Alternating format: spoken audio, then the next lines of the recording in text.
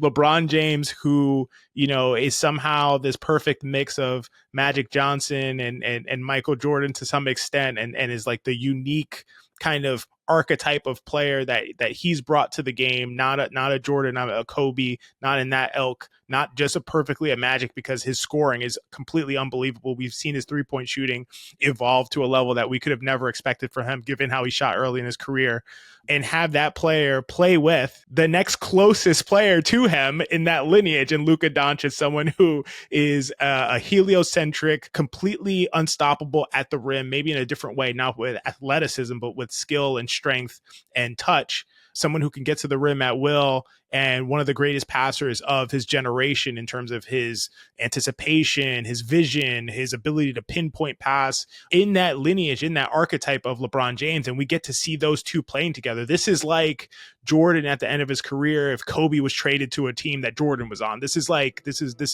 insane stuff for an NBA fan.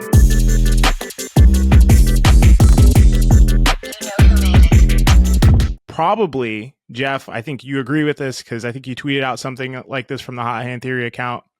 Probably the most shocking trade in the history of the NBA. Like, it's got to be up there just in terms of the fact, if this had come out of, as Luka Dončić is asking out, the Mavs are looking to trade Luka Dončić, everyone would have been shocked. The shock would have worn off. The trade would have happened and it would have been crazy, but we were prepared for it. It's weird. We would have gotten that part out of the way. In this case, we just got everything all at the same time. This is mind-blowing what just happened. There's a ton to break down.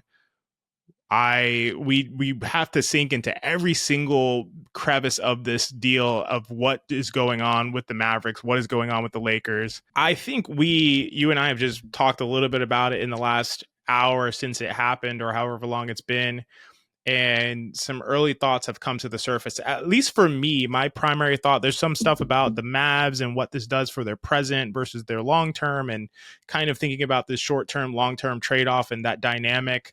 There's some reporting that's come out that the Mavs made this deal in the interest of, defense wins championships, and this increases their title odds for this season, which I think you and I both think is true.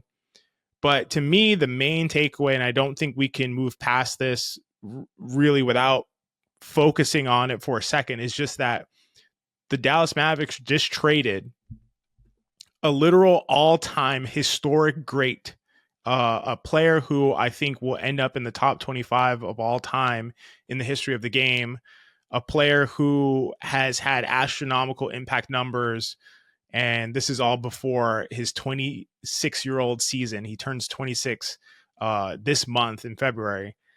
This is a guy who is just entering most likely his prime, and Luka Dončić, who is going to play out his prime in all likelihood in a Los Angeles Lakers jersey. This is to me, this is the biggest story of the trade. I don't see a way you can trade an all-time historic great in this situation without him asking out.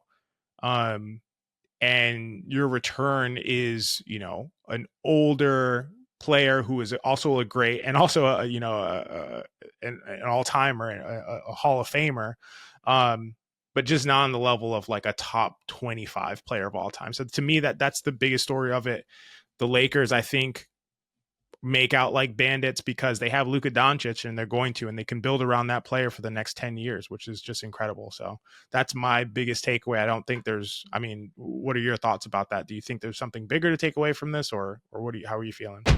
No, I think this trade is actually going to likely shine a light on a lot of people, because I think the Mavericks are going to look really good when Anthony Davis is on the court for the next year or two. I think actually, given the Lakers roster limitations, which there are many, JJ Redick was absolutely maximizing what this roster had through 47 games or whatever. They're 28-19, way better than last season. LeBron, as amazing as LeBron James is, and if you're new to this show, you don't know that XJ and I both are on some level LeBron James truthers, like we don't stand for the other people as, potentially greatest of all time, not to, go down that road, but as amazing as LeBron James is, He's taken a step back. The Lakers have gotten everything they can get from this roster. And I think that when you replace Anthony Davis with Luka Dončić, they are going to realize what Anthony Davis was sewing up for them down low, what he was doing for their defense, what his fit with LeBron was doing in terms of getting the most from their two best players. And I think Luka and LeBron is going to be a little bit murkier of a fit. I think we're going to see LeBron probably take a bigger step back, trying to infuse Luka onto the team, let Luka be himself. Or if LeBron doesn't take a step back, Luka probably isn't going to be the player we saw in Dallas. I find it very hard to believe that both players are going to be the best versions of themselves, given how similarly they profile.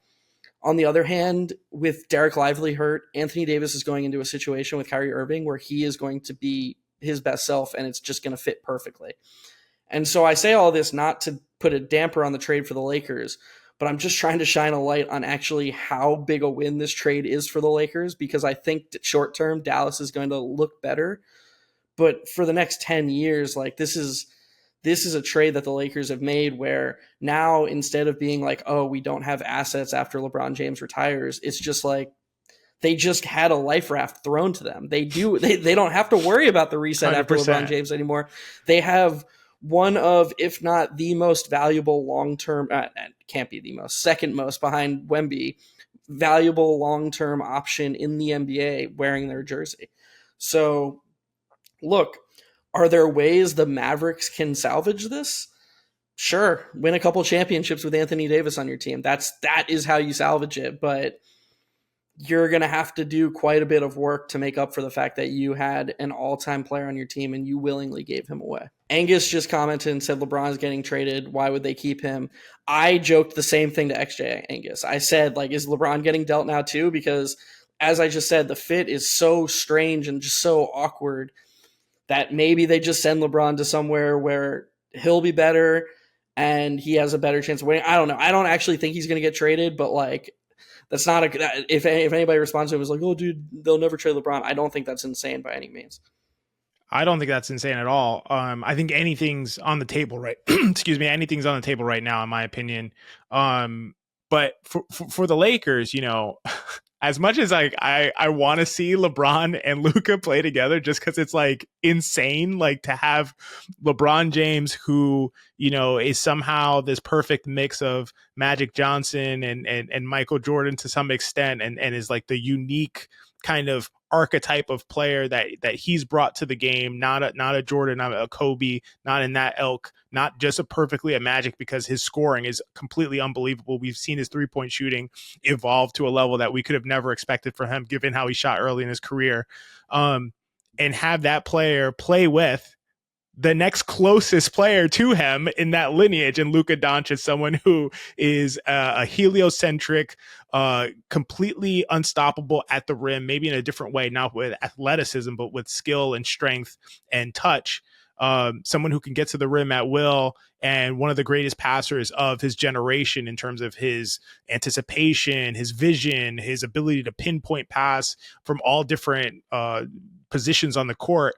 That in that lineage, in that archetype of LeBron James, and we get to see those two playing together. This is like Jordan at the end of his career if Kobe was traded to a team that Jordan was on. This is insane stuff for an NBA fan. So while just aesthetically, just something I want to see just for the just coolness of it, like I don't think it works. It's just not going to work. It's not. I don't think this makes the Lakers like gives them a better chance to win. I want to see what JJ Redick does with it. You know, if they keep LeBron James, which is a crazy thing to say, but if they keep LeBron James, that is not for certain right now. And I wonder if Bron and Bronny are going out in a package. But yeah, I don't think it works. So can I just say this, actually? Yeah, they don't have a center anymore. The closest thing they have to a center is Jackson Hayes.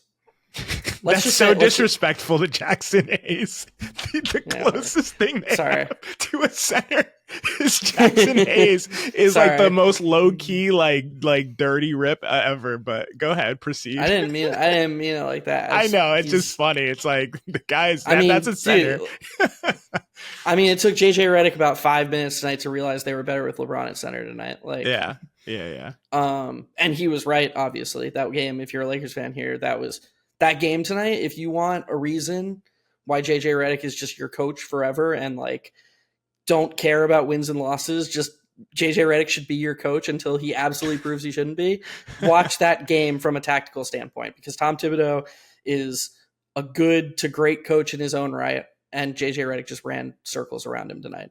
Oh yeah, completely. Anyways, if it works, let's just say hypothetically, like Luka comes to the Lakers and after a slow start, he's Luka Dončić. LeBron maintains his impact and he just like plays center mostly. Like, do we not realize how absurd that would be if 40-year-old LeBron James just woke up one day and was like, we still talk about Magic Johnson playing center for a game in 1980, like at his physical prime, you know? Yeah. And if LeBron James at this age can just wake up and be like, yeah, like I'm not a great rim protector, but sure, I'll be on the back line and I'll play center at 40. And like it would just be, it's already to me silly that there's like a discussion about this, but it would become even more silly because the thing we were talking about before we came on air is LeBron James has spent his entire career, I'm not going to say diminishing. Well, actually, diminishing is the right word. I'm not going to say just getting rid of, erasing, but he diminishes almost every great player he plays with because whatever makes those players great for the most part, LeBron is just better at that thing than them. So like he joined Dwayne Wade and Chris Bosh, and Dwayne Wade was like this elite scorer, fringe MVP candidate. If you go look at his 2008, 2009 to 2010, those were his two best individual seasons. LeBron joins the team and it's like, oh yeah, all right, Dwayne, you're going to have to find a way to fill in because yeah, there's just nothing you do. You don't do anything better than LeBron. Sorry. And so this is what LeBron has done to other great players. If you want to fit in next to him, you have to find additive ways to fit in next to him. It's very fitting to me that his career could come to a close having to be that guy. Like if he cares about winning as much as he claims to care about winning, he has to do the things that Dwayne Wade did in his twilight years. He has to find a way to fit in next to Luka. Because Luka, as you said so brilliantly, is from a profile standpoint the closest thing we've seen to LeBron James since LeBron. But he's better right now. He's not better than prime LeBron James, but he's better than LeBron is right now. So if the Lakers want to keep these two and have any success, Luka's got to be the guy. Luka's the guy they're building around. Luka's got to be the 1A, and it's on LeBron to find ways to be great off him, and that's saving his energy for when Luka's not on the court. That's being a great screener. That's shooting off the catch and shooting at a high percentage. And that's saving more energy for defense because they don't have much defense on the back line anymore. Yeah, you're perfectly right as far as like the chance of making this work in LA. And I don't know specifically that LeBron would feel this way. I kind of don't think he's going to be happy about being like, spending 50% or more of his time at center. Like, I don't think he wants to do that, but yeah, that's the way he's going to have to do it. And I will say this, LeBron has turned into a really good catch and shoot 3-point shooter at this stage of his career.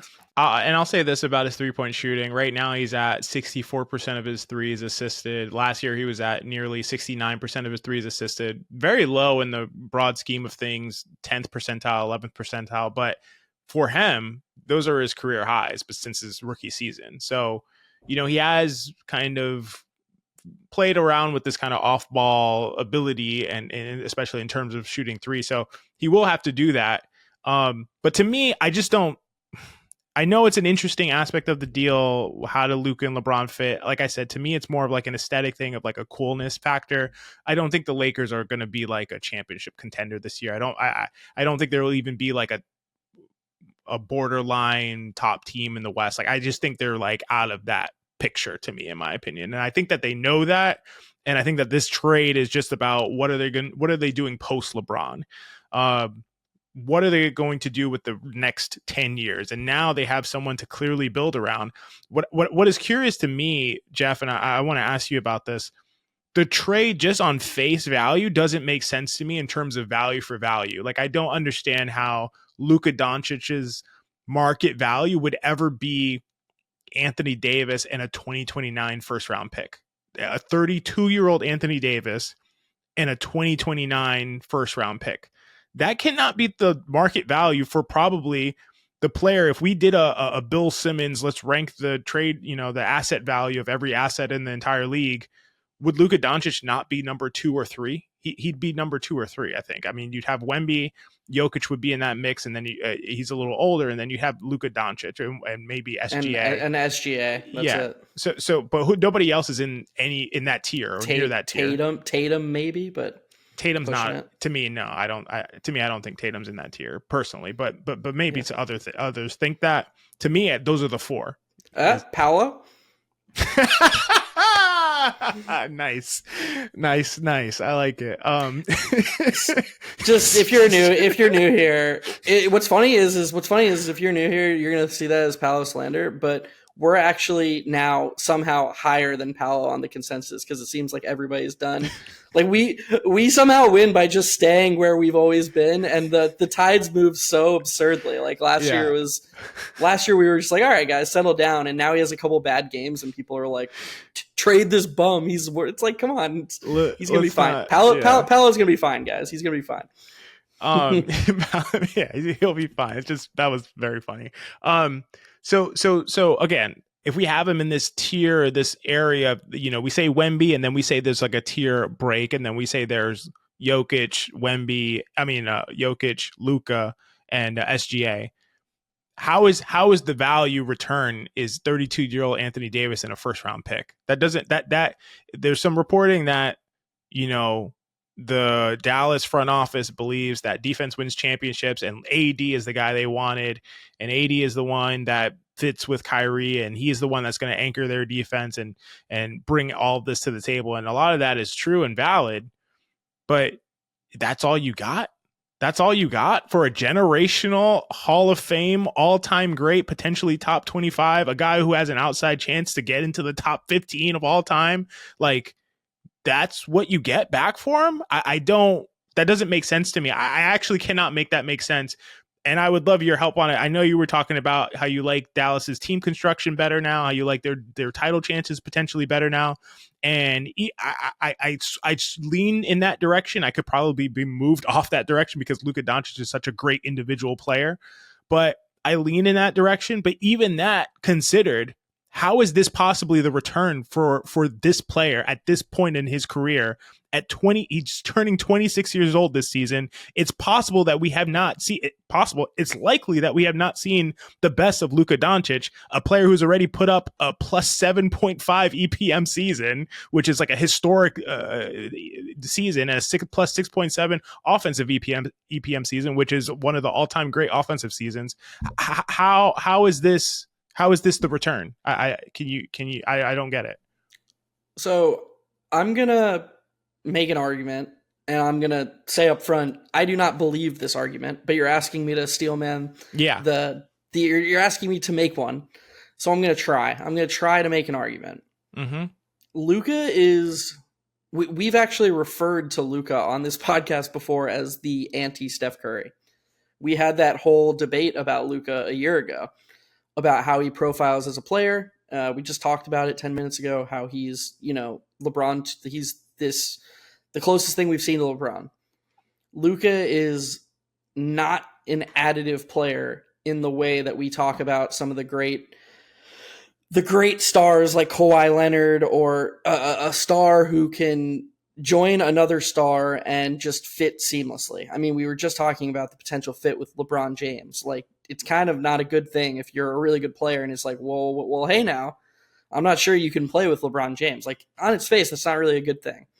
So I have to imagine that on some level, the Mavs, through trying to build around Luka, even if they don't speak about basketball the way you and I do, they've sort of unintentionally landed on like, man, it's kind of hard to build around this guy. Like it's hard to get a team good enough to where Luka as your best player with players who are also playing at their best with him, and that team is a title contender.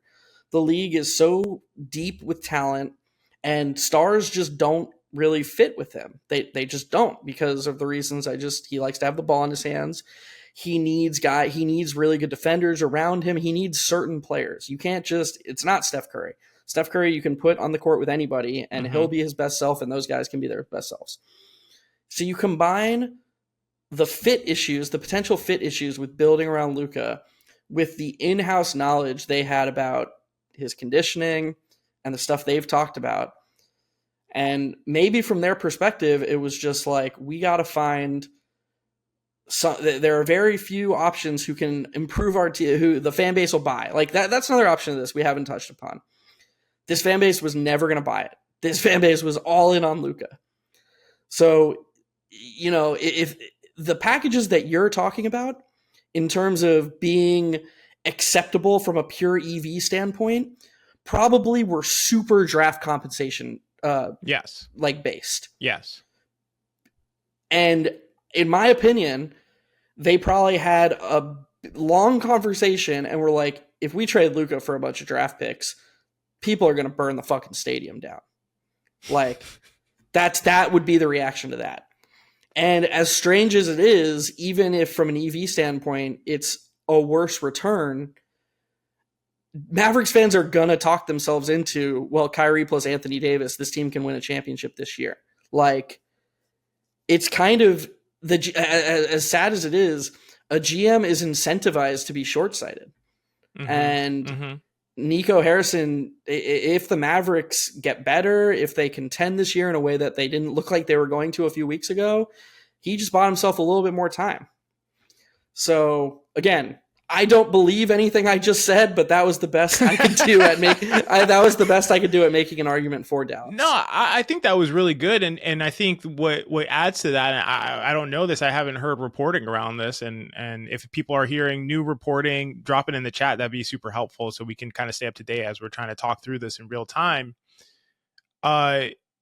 There could be some aspect of like, based on everything you said, the Mavericks could be fine with that aspect of Luka and just say, okay, this is it's not a perfect player in terms of his ability to fit with anyone. He's a near perfect player in terms of his ability to be a heliocentric offensive driver of an offense, but he's not a perfect player in that regard.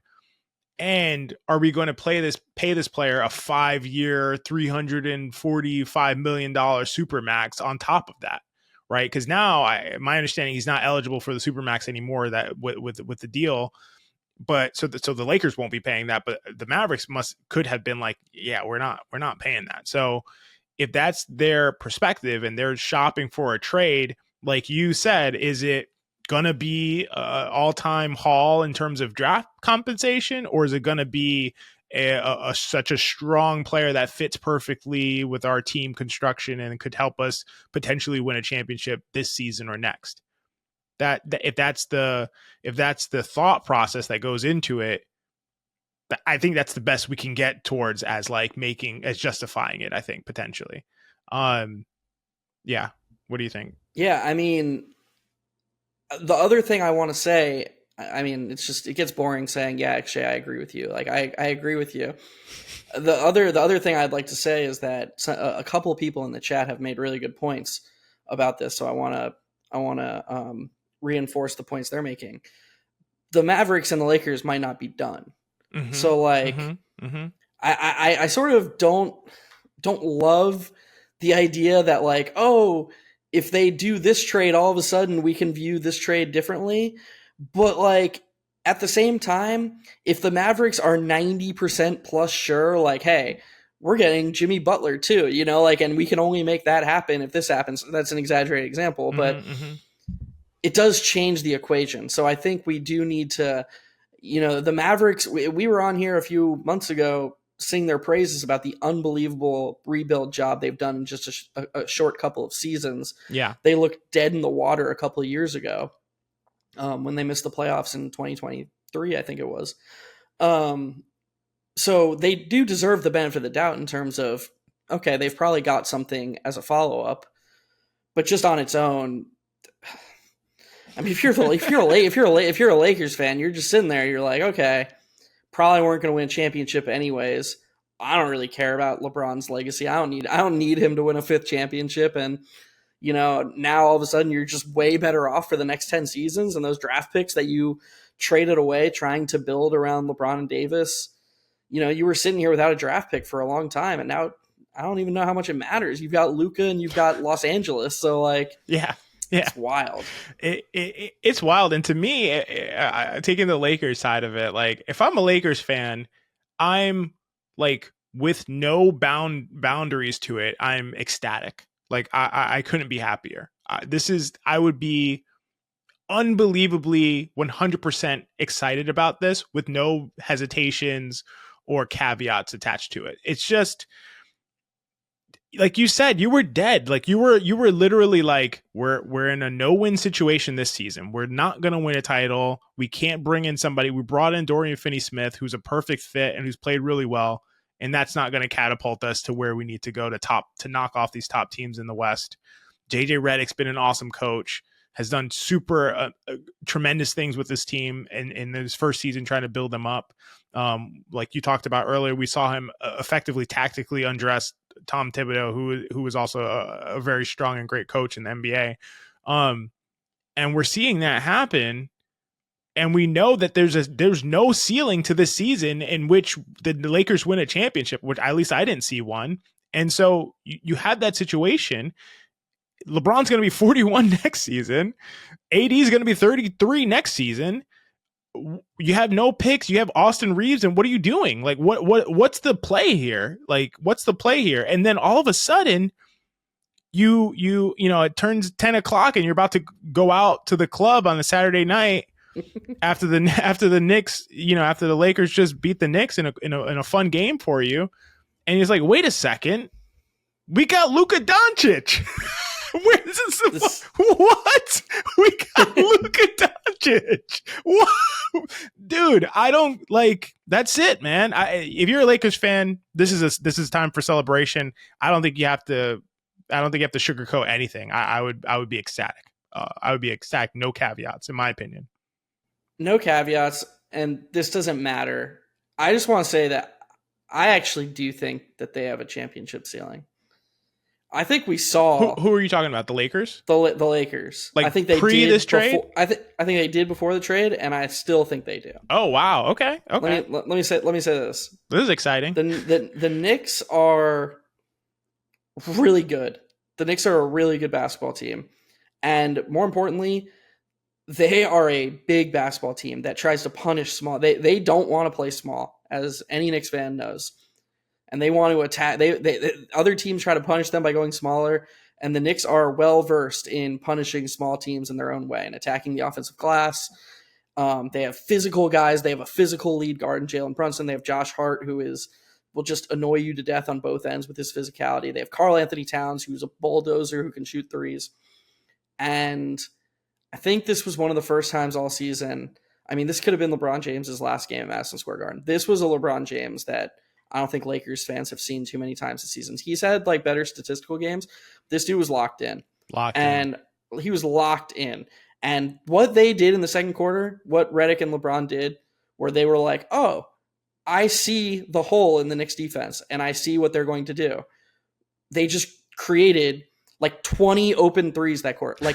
That is what LeBron has spent his entire playoff career doing, is dissecting matchups and figuring out the best way to beat teams. I still don't think you want to play that guy in the playoffs, especially with this coach. It's fair. And I don't think you would have wanted to play LeBron plus AD. I think Dorian Finney-Smith was a perfect acquisition for LeBron and AD. I think Austin Reeves is playing some of the best basketball of his career. I know Rui hasn't been what he's having kind of a down year. Lakers fans don't love him. But if they hung on to Rui, that dude is still a good two-way player. I promise you he didn't forget how to play basketball. He's a good player who fits off of guys like that. With Luka Dončić, I mean, look, I have concerns about the fit. I don't know if they're going to be as good with the Lakers, but God, man, if you're the Thunder and you win a 1-8 matchup and then you have to play that in the second round, You have to play LeBron James and Luka Dončić and good role players and being coached by JJ Redick. That sucks, dude. I wouldn't. Dude, hang on. You're convincing me, dude. You're swaying me. You're swaying me. This is why this is great going live. You're swaying me.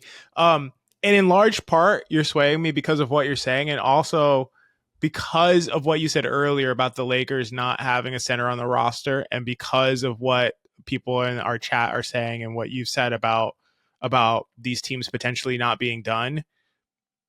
The Lakers probably make a deal for some sort of big at this point. LeBron's not playing full-time center. And as somebody mentioned as well, Maxi Kleber just broke his foot, which we forgot like last week. He's going to be out. He probably won't come back this season in all likelihood. They're not playing Jackson Hayes as their like 50-55 with LeBron. So they're probably making some kind of deal, to get a 5 in here.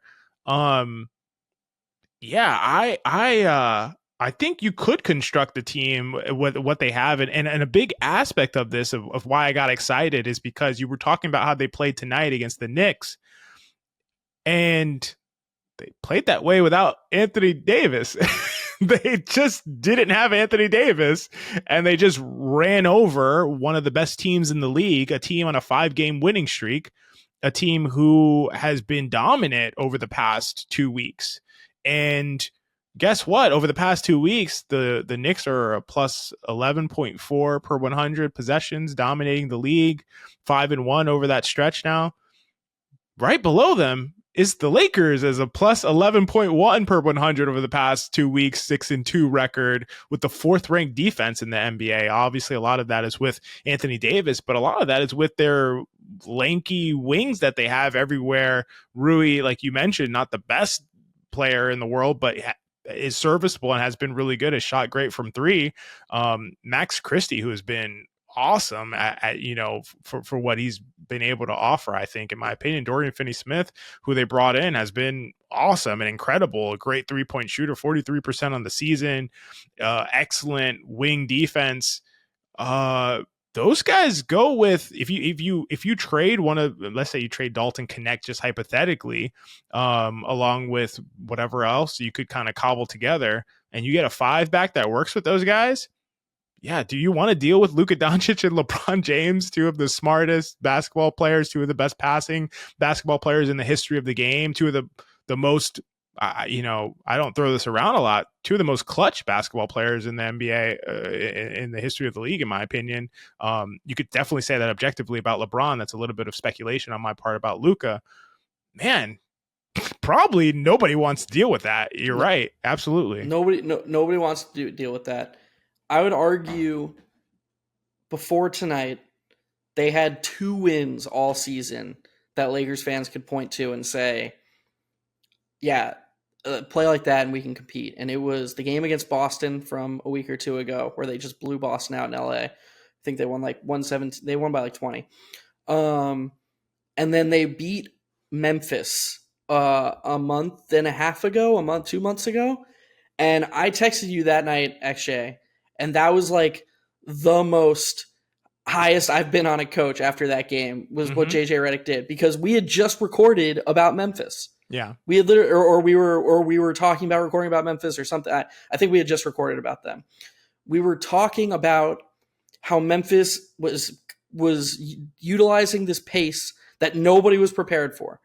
They were, at the time, playing faster than any D'Antoni Rocket team. Like any NBA team in the last 20 years, the Grizzlies were playing faster then. And they were just completely catching teams off guard. Nobody was ready for it. That Lakers team was absolutely ready for it that night. They were just totally prepared for the pace.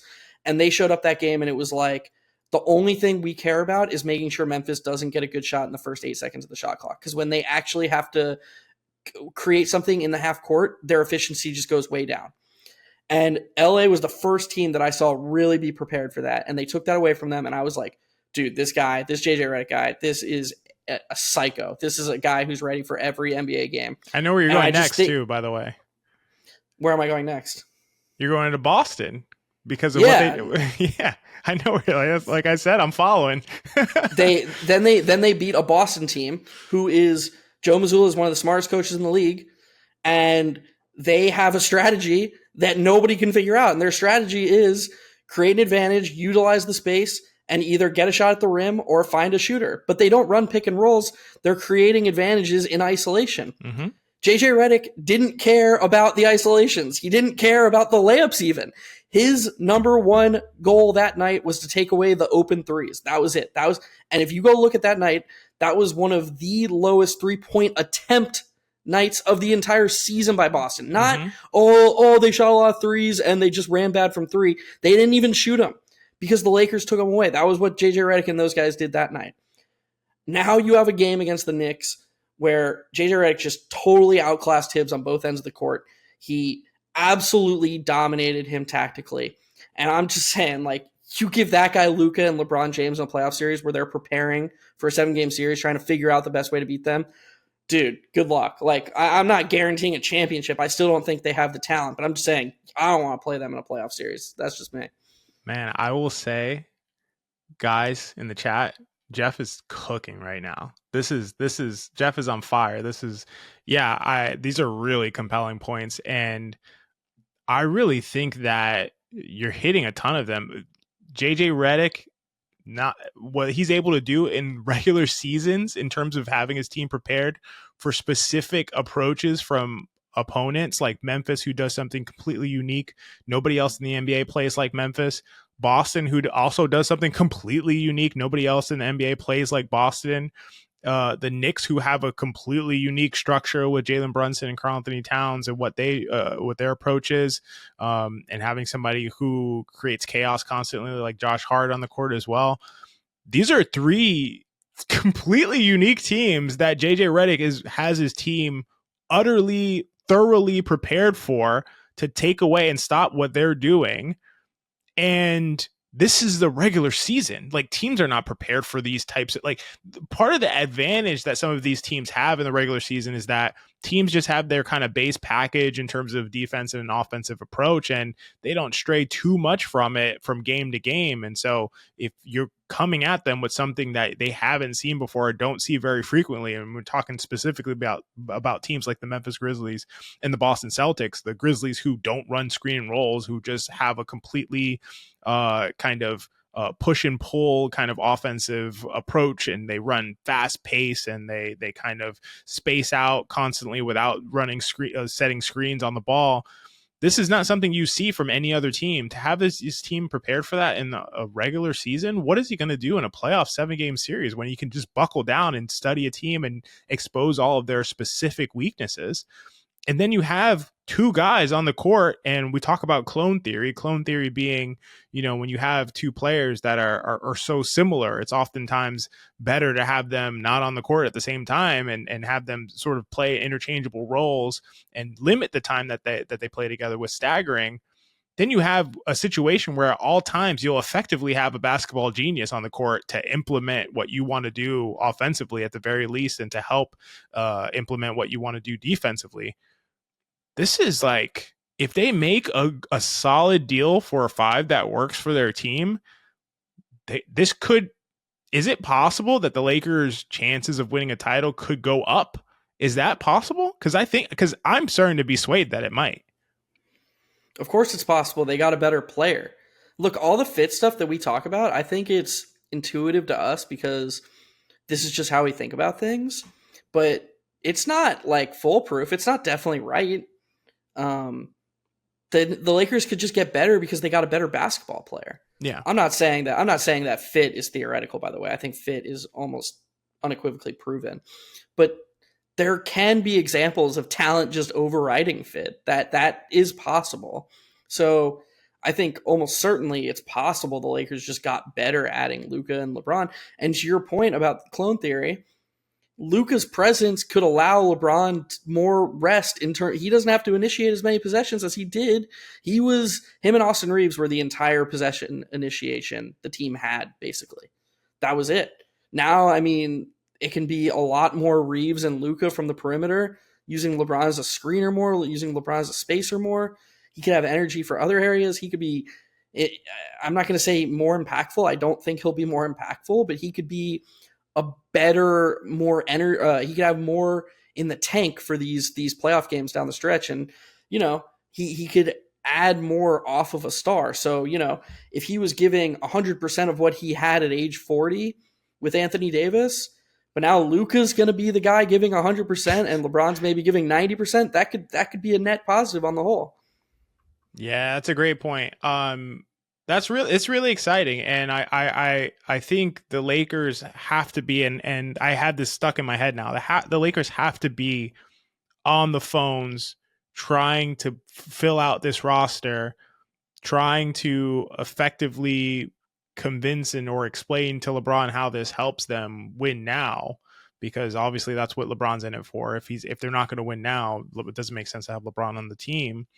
So and I definitely think there are ways they can make this work, and it's not just from they got a better basketball player perspective, which is, I agree with that, but I also think there is a way to make it work better from a synergistic perspective, especially with an Anthony Davis who, we texted about this, would prefer not to play center and wants to be a power forward. I think he's going to be a power forward in Dallas for what it's worth. Dude, Lively's hurt. Lively's like out. I think he's going to be a power forward next to Gafford, but I don't know.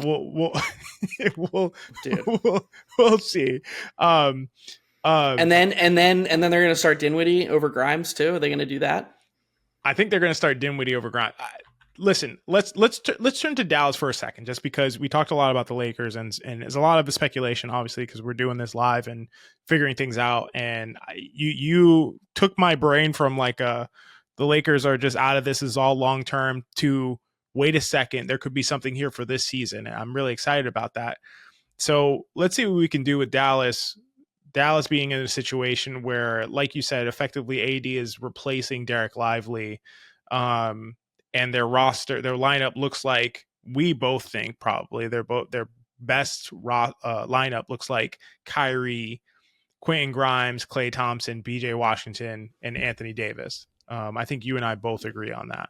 Or maybe Najee Marshall for Grimes if Najee's shooting well.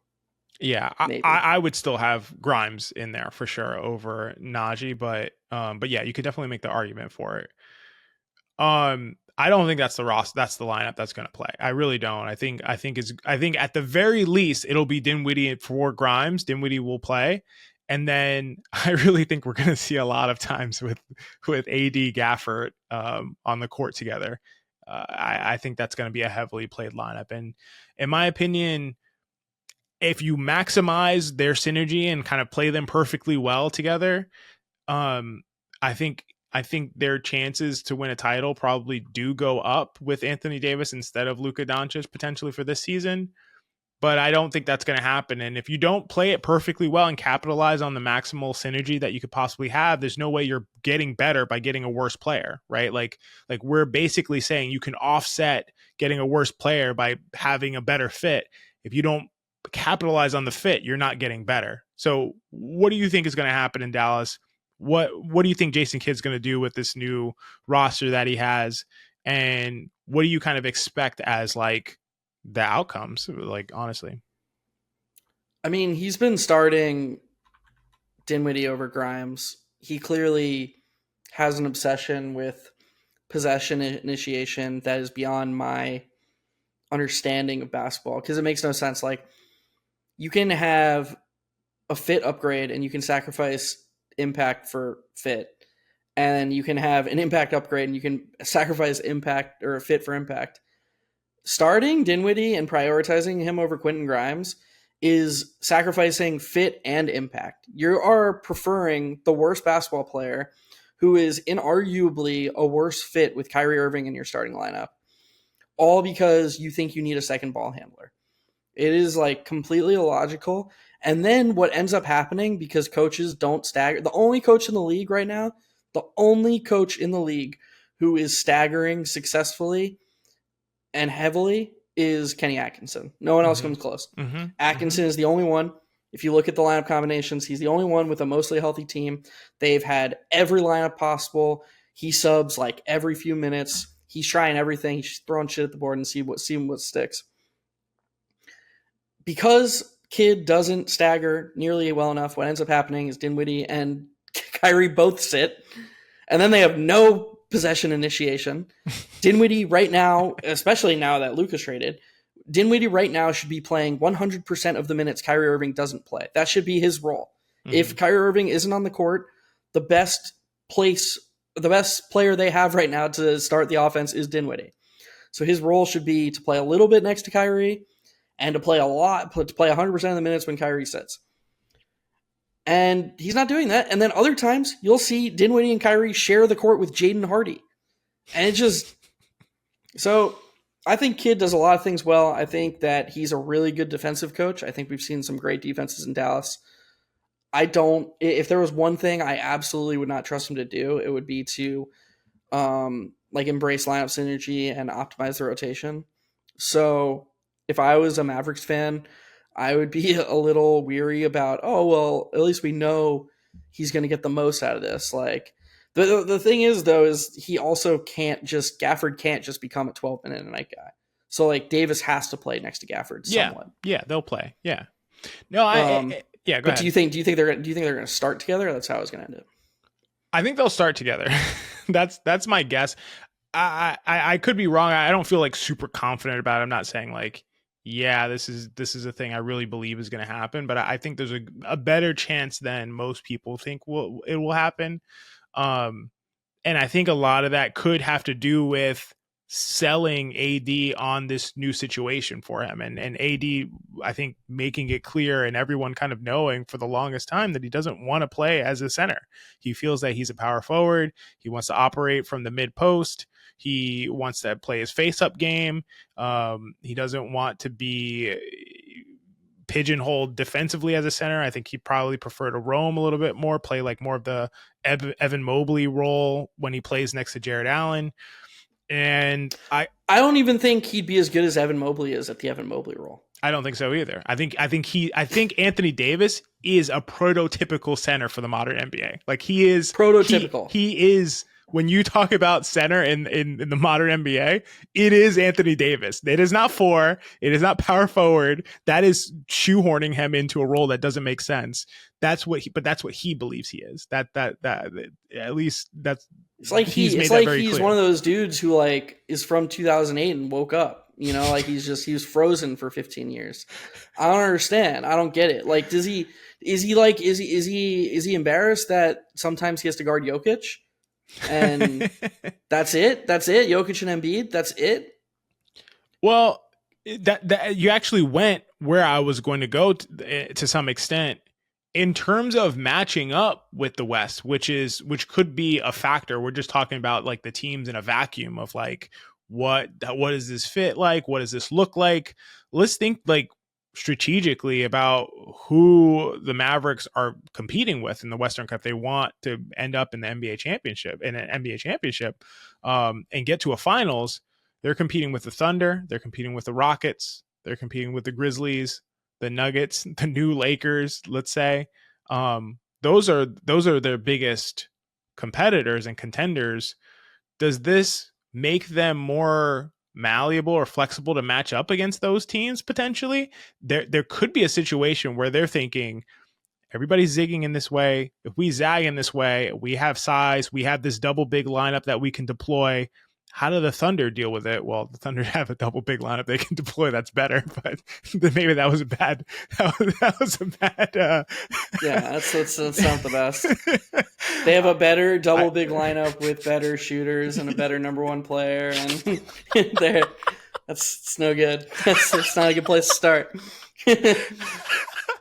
Okay, well, they don't have a second initiator to play shooting guard as good as Spencer Dinwiddie. You go. That's where the Mavericks get their edge. That's where they get them. They get the Spencer Dinwiddie edge. Is what I just sit here on my couch and get mad. I just sit here on my couch and get mad.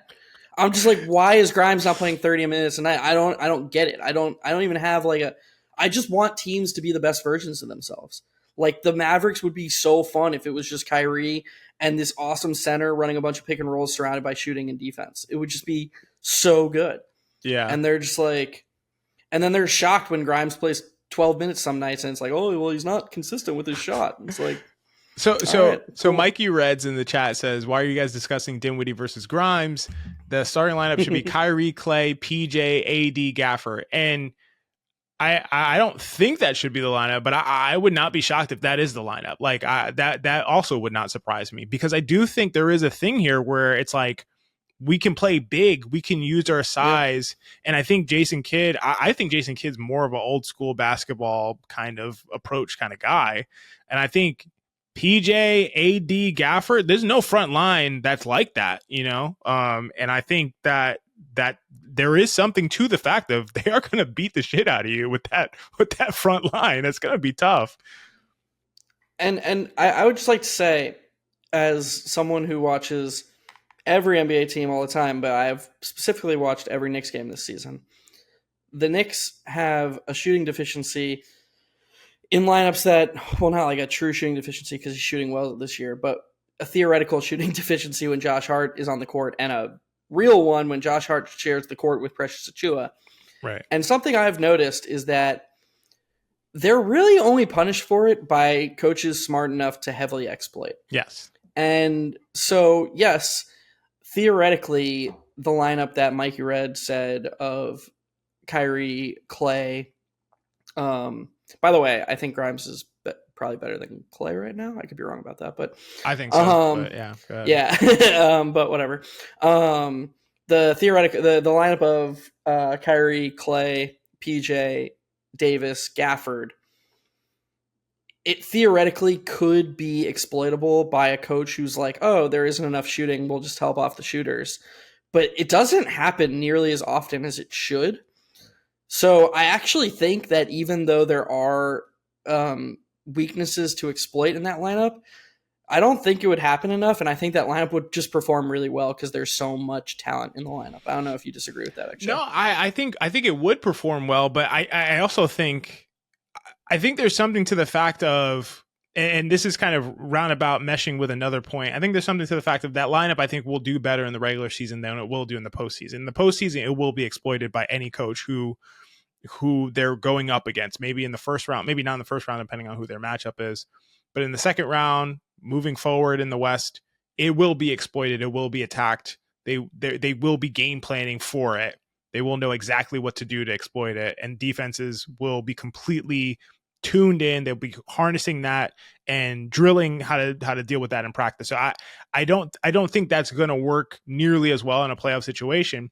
But the Mavericks are in the 8th spot right now in the Western Conference. They're not guaranteed a playoff spot. They're not guaranteed to get into the top 6 at all. You know, they're a play-in team right now. And so maybe this regular season matters a lot to them. Maybe they prioritized trying to make the playoffs and trying to make some noise and that being important to them, and feeling like this better positions them to do better, more damage throughout the regular season.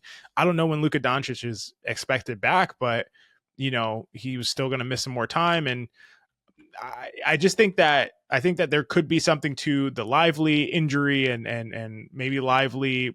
I don't know if he's supposed to miss the whole season, but I assumed he was supposed to be back for the beginning of the playoffs. I could be wrong about that. But losing Lively, yeah, it's unlikely.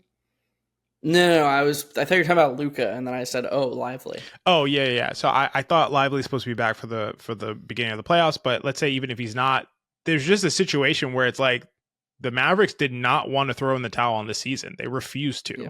And so maybe they think this best positions them to do damage in the regular season, make it to a top 6 seed, and, you know, see where the dice roll, you know. I'm not sure. And let's just say hypothetically, Davis is right that playing power forward is just relieves stress on him mentally, physically. He's battling down low less. Let's just say it's easier on him. Mm-hmm. And then they get to the playoffs and they're like, oh shit, this Davis at power forward stuff just doesn't work. Just sliding Davis to center is a really easy thing to do. That's as far as making changes go. This isn't like, I don't know, this isn't making some big overhaul to your roster. This is something Davis has done plenty of. Right. Kyrie and him will be natural fits together at the 1.5 as compared to 1.4. So good. So, you know, it's even if it's not completely optimal in terms of their ceiling for the regular season, it's pretty damn good plan B to just have in your back pocket as long as you're willing to utilize it. And if maybe it makes Davis more likely to be healthy and rested by the time the playoffs start, there could be some merit to it as well. Yeah, I think so. I think unless you have a ton more to say, I think we've kind of covered this pretty well as much as we can, kind of on the spot. But I did want to say, like, just kind of summarizing to me, although we were able to kind of steel man and figure out the perspectives of some of these teams that could be going on, at the end of the day, I don't like this trade for Dallas. I don't think it's a good trade. Even short term or long term. Like I think it potentially increases their odds at a title this season, but negligibly so relative to the diminished odds of winning a title over the next 10 years. So, and I don't think they got the most that they could have for Luka Dončić. And if it was me running that team, I would say I'd prioritize the picks in a young player as opposed to a 32-year-old Anthony Davis and a first-round pick, like, for sure. And I just don't care. If I would not be like, well, my job's on the line and the fans, and like, it just, if you're going to play it that way, you're just not maximizing everything that you have. And if that's the case, like, I just don't think that's a good approach to building a team. So I just don't think it was a good deal for them. And I don't think anything is going to convince me otherwise. Well, that's a comment we've gotten over and over again tonight, that every single one of you who's made the comment, I'm just gonna parrot you.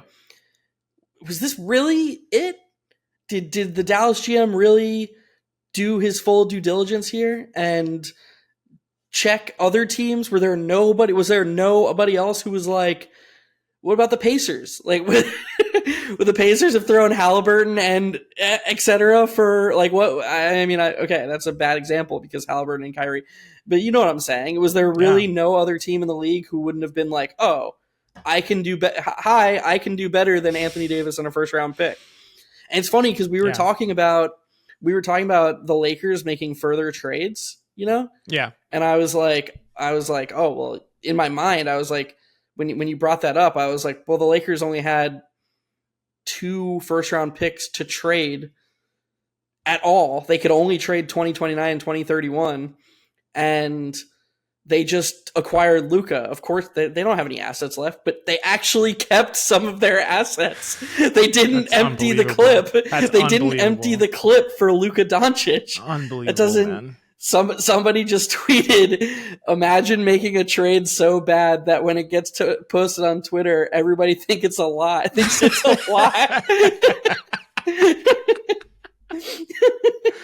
That's so true. Like, that's just like, damn, that sucks, man. Like, I mean, look, I'm just an optimist by nature, so I agree with you. I don't see how in 10 years we're going to look back and be like, yep, the Mavericks did the right thing. To be honest, I don't even know what that looks like, because something you and I talk about all the time, XJ, is that the results don't always justify the process.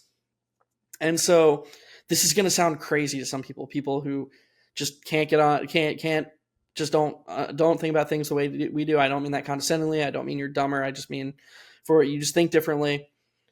The Mavericks could win a championship this year, and that could still not justify this trade. Like, that is because the thing is that you can't say, first of all, you can't say for sure that they wouldn't have won a championship had things stayed. Mm-hmm. Now, of course, so we don't know that's true, but then also we don't know that keeping Luka for the next 10 years wouldn't have led to more championships over the next 10 years. Mm-hmm. So I just don't know what the outcome looks like. What the outcome looks like is Kyrie and Davis win a championship together, maybe multiple championships together, and the fears that Dallas had about Luka come to fruition in LA. Like, the conditioning never gets better. He's never healthy all the time. He's always like working. It's like a Shaq thing, what they talked about with Shaq, like how he used the regular season to play himself into shape and stuff. I guess that's what, now that I'm tying myself into it, success in this trade is predicated on what Luka does in LA, mm-hmm. in terms of like how he handles himself. If building around Luka seems hard in LA too. Like he can't jive with another superstar. Again, the fitness stuff, I guess that'll matter. But that's really the only outcome I can see where I'm like, oh, I see their perspective. Yeah, I think that's well said. I just am like, as someone mentioned in the chat, looks like the Plaid Unicorn said it looks like they just wanted Anthony Davis, and they didn't even ask other teams. That's what it seems like right now. Obviously, we don't know. Uh, if that's the case, to me, that's just, I don't know. That's not doing your job. I don't see how you can get by with like, well, we just think AD is the guy. That's who we're going for. If the best that the Lakers are willing to do is throw in one first round pick, then we'll just take it and keep it moving. Like, I just don't think that. I think that's a disservice to the Mavericks, to their organization, to their fan base, to just do that and move forward because that you believe Anthony Davis is the piece. Like, I can't imagine. I can't imagine a team across the league who would just flat out refuse to trade. If we're not talking about like a Jason Tatum, Nikola Jokic, if we're talking about a Franz Wagner, like, would the Magic be like, nah, dude, we're not trading Franz Wagner for Luka Dončić? Like, really? I'm not sure that they're in a position to decline that kind of thing. Like, you could have had a ridiculous race, a ridiculous bidding war for Luka Dončić if that's what you wanted to do, and to not do that is honestly a disservice in my opinion. So that's where I'm at with it. 2 or 3 hours from the deal, whatever it is, and I reserve the right to change my opinion moving forward. But yeah, it doesn't sit right for me. Actually, Russillo just tweeted, taped emergency pod with Bill Simmons and Rob Mahoney. Heard from multiple teams tonight that said they had no idea Luka was available. You want to trade Luka, okay, but you have to start a bidding war. There was no reason to accept a deal this early. Yeah, I don't think you could have summed it up better than that. That's crazy that he got traded and every single team wasn't made a. Well, I think we had a sense that was the case, because that's why this came out of nowhere. It could not have come out of nowhere if multiple teams knew about it. It would have gotten out that people are making calls about Luka Dončić. Like, there's no way that would have stayed under wraps. And in my opinion, the only reason it stayed under wraps is because there was only one single team who knew about it, and that was the Los Angeles Lakers, who were approached. It's like you're playing fantasy football, and then like you wake up and in your trade box, like the request box is just like, somebody's trying to give you like Josh Allen for your wide receiver too, and you're like, is this serious? Except what's happening here? What the yeah, I think that's a great summary, and I agree with that take. So we'll see. Again, we'll see what happens next. I think there's definitely not the end of it for either team, in my opinion, and we'll kind of see as the trade deadline's coming up. And you and I'm sure we'll have a big trade deadline kind of pod that we come out with either before or after, probably after, I would guess. But again, thank you all for joining us and for being with us, and we will see you next time. For Jeff, I'm XJ, and this has been Hot Hand Theory Live.